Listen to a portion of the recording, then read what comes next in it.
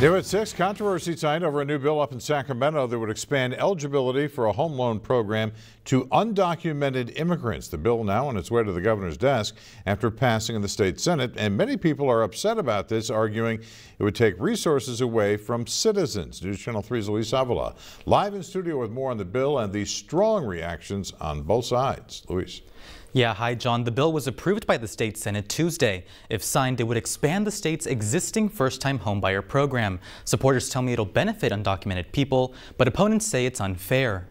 I think we all have the dream of becoming a homeowner, and that is going to give them the possibility to also be a homeowner, even though they don't have documents. Elizabeth Quevedo with JJ Real Estate says the bill will benefit the economy, allowing more people to buy a home. I think it's going to impulse the economy. It's going to inject capital into the economy because there's a lot of our people out there that are undocumented, that have the income, that have all the possibilities. The only thing that stops them from buying is actually not having a social security, not having documents in place. Luis Guzman with Todec, a legal center for immigrants and their families, tells me the bill would be good news for the valley's undocumented population. Right here in the Coachella Valley, we have a lot of farm workers, and a lot of people want to have a house to live better, and this is a big opportunity to have a first house and have a better life.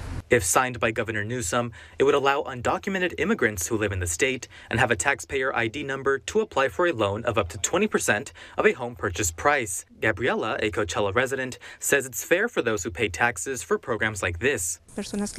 People who pay taxes should have the right to purchase a home. But she says it might not be all that helpful with home prices too high. I think if they're going to give us the opportunity, they should lower the prices of homes because then it won't make much difference. Joy Medicki with East Valley Republican Women Patriots also questions the effectiveness of the bill. People don't have money to buy a house. Interest rate has skyrocketed. How would they afford it anyway? She says it's unfair for citizens who are struggling to buy a home themselves, and as the program is exclusionary. First of all, what about all the people who live here? One of the qualifications that if your parents own a home, then you don't qualify for this loan. But regardless of political views, people like Gabriela hope to be able to buy a place to call home. For those who want a house, I hope the process becomes easier for them. Now, the governor has until the end of next month to sign the bill into law. Stay with News Channel 3 for continuing updates. Live in studio, Luis Avila, News Channel 3.